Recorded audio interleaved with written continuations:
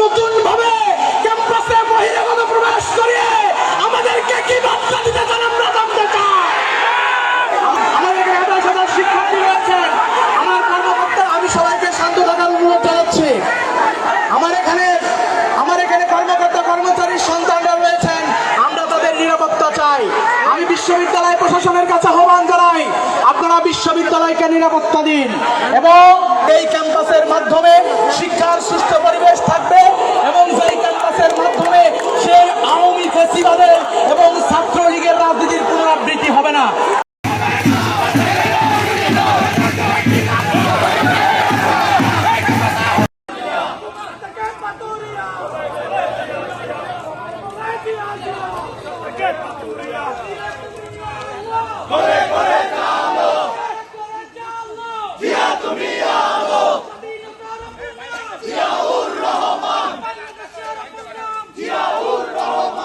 আপনারা জানেন আজকে মহান বিজয় দিবস, কিন্তু চট্টগ্রাম বিশ্ববিদ্যালয়ের জন্য আজকে এই দিনটি আমাদের জন্য সুখকর হচ্ছে না।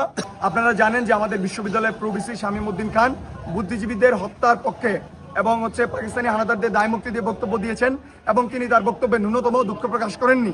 সেই জায়গা থেকে আমরা প্রতিবাদ জানিয়েছি। আজকে মহান বিজয় দিবসের প্রোগ্রামে চট্টগ্রাম বিশ্ববিদ্যালয় কর্তৃক আয়োজিত আলোচনা সভা, সেই আলোচনা সভা আমি চাকসুর এজিএস সাহেবুর রহমান তৌফিক এবং হল সংসদের বিভিন্ন নেতৃবৃন্দ যারা মহান মুক্তিযুদ্ধের আদর্শে বিশ্বাস করে এবং শামীম উদ্দিন স্যারের বক্তব্যের সাথে দ্বিমত পোষণ করেছে, তারা আজকে আমরা প্রোগ্রাম বিশ্ববিদ্যালয় দিবসের আলোচনা সভা যেটা ছিল আমরা আজকে বর্জন করেছি।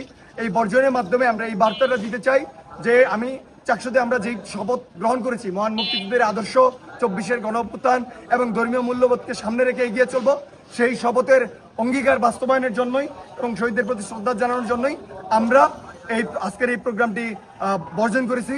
এবং আমি চট্টগ্রাম বিশ্ববিদ্যালয় প্রশাসনকে বলবো যে চট্টগ্রাম বিশ্ববিদ্যালয়ে এই ধরনের একটা ঘটনা ঘটছে, প্রভিসি শামীম স্যারকে অবশ্যই জাতির কাছে ক্ষমা চাইতে হবে, দেশবাসীর কাছে ক্ষমা চাইতে হবে এবং ওনার এই পদ থেকে নৈতিকভাবে উনি এই পদে থাকার কোনো ধরনের অবস্থান রাখেন না।